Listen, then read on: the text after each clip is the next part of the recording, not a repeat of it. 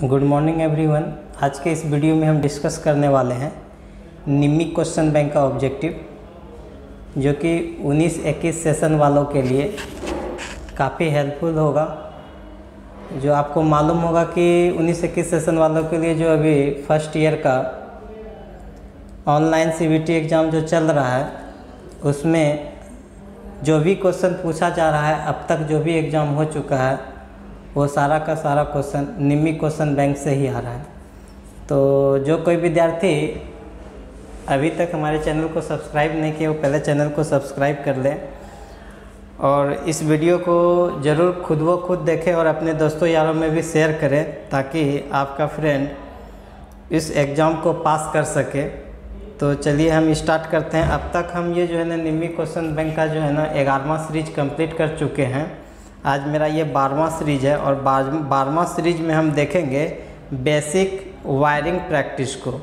ये वायरिंग से हम लोग देखने वाले हैं।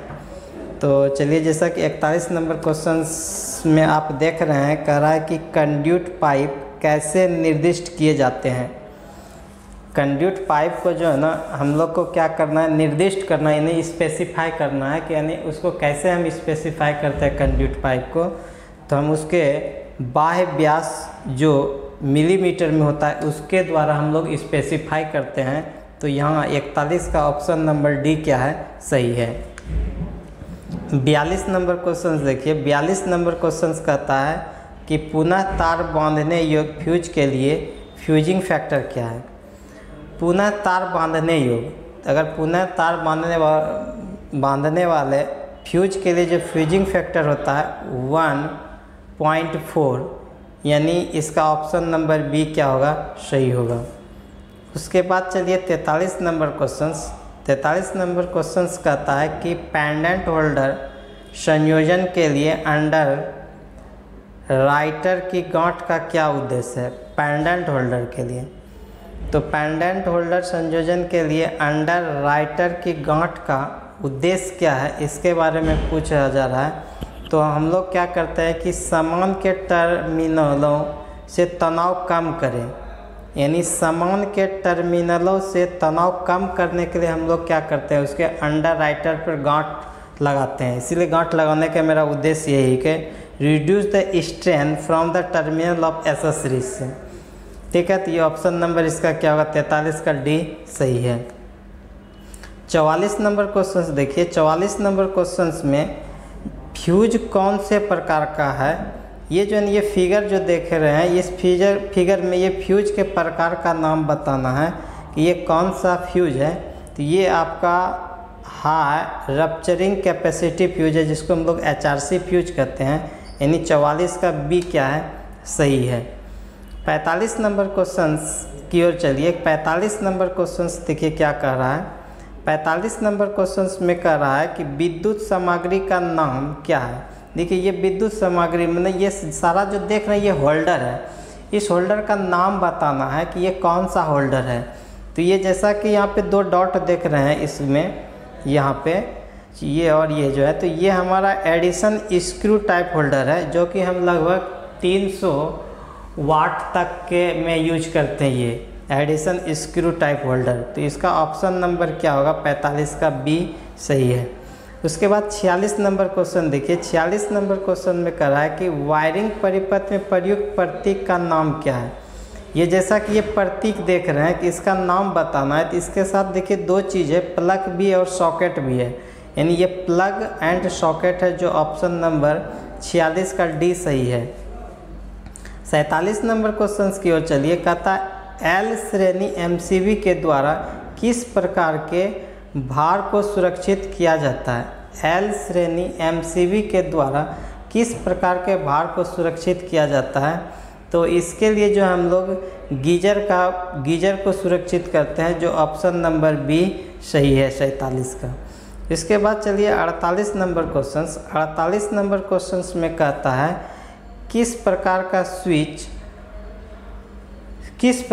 स्विच सर्किट में उपयोग किया जाता है। विच टाइप मतलब सर्किट में, which type off switch is used in circuit. कह रहा है कि किस प्रकार का स्विच सर्किट में उपयोग किया जाता है।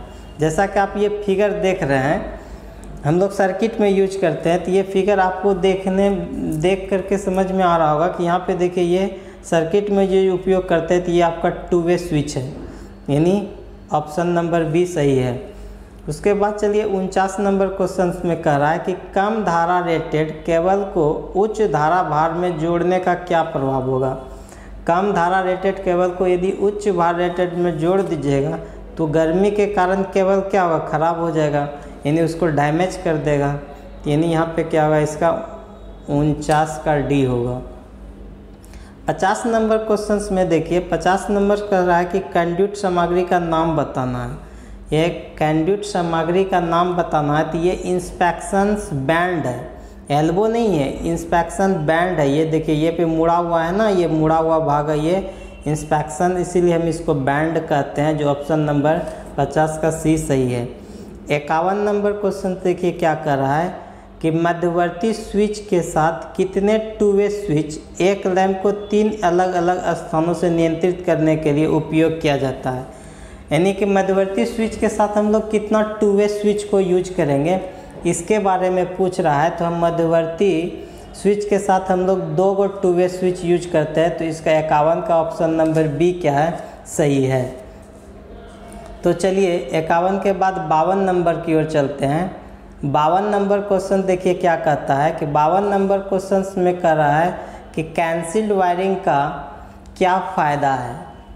कैंसिल्ड वायरिंग का फ़ायदा पूछ रहा है, तो कैंसिल्ड वायरिंग का फ़ायदा ये है कि हम लोग नमी से सुरक्षा प्रदान करते हैं। कैंसिल्ड वायरिंग मतलब हम लोग क्या करते हैं, इसको डक्ट गड्ढा खोद के जो अंडर में करते हैं घर के अंदर में, तो यही उसमें नमी से हमको सुरक्षा प्रदान करता है, जो ऑप्शन नंबर 52 का डी सही है, अंडरग्राउंड वायरिंग। उसके बाद समझिए कि आरेख का क्या नाम है, जैसे इस आरेख का नाम बताना है। तो ये आरेख जो है ना आपका, आरेख जो देख रहे हैं कि ये जो है ना आरेख, जैसा कि आप देख रहे हैं ये आरेख आपका क्या सर्किट डायग्राम है, ये सर्किट डायग्राम है, जो ऑप्शन नंबर आपका 53 का डी सही है। 54 नंबर क्वेश्चन की ओर आइए कि HRC फ्यूज हेतु फ्यूजिंग गुणांक क्या है। HRC फ्यूज के लिए हम लोग फ्यूजिंग गुणांक का क्या वैल्यू होता है, तो उसके लिए 1.1 होता है, जो ऑप्शन नंबर बी सही है। उसके बाद चलिए 55 नंबर क्वेश्चन की ओर। 55 नंबर क्वेश्चन में कह रहा है किस प्रकार के रिले को AC और DC दोनों से संचालित किया जा सकता है। AC और DC दोनों से अगर संचालित करना हो तो हम उसके लिए इम्पल्स रिले का उपयोग करते हैं, जो ऑप्शन नंबर आपका क्या है, सी सही है। उसके बाद चलिए 56 नंबर क्वेश्चन। जैसा कि 56 नंबर क्वेश्चन आप देख रहे हैं कि विद्युत उपकरणों में प्रयुक्त सामग्री का क्या नाम है। विद्युत उपकरणों में प्रयुक्त सामग्री का नाम ये बताना है कि ये नाम है क्या है इस सामग्री का। इस सामग्री का नाम है iron connector with direct entry, यानी कि सीधे प्रवेश के साथ लौ संयोजक, जो ऑप्शन नंबर आपका सी सही है।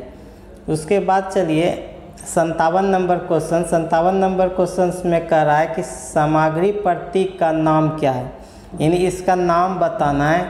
ये किस प्रकार का आपका स्विच है, इसके बारे में पूछ रहा है। तो ये आपका multi positional switch single pole है, बहु स्थिति एकल ध्रुव स्विच है, जो ऑप्शन नंबर डी आपका क्या है, 57 का सही है।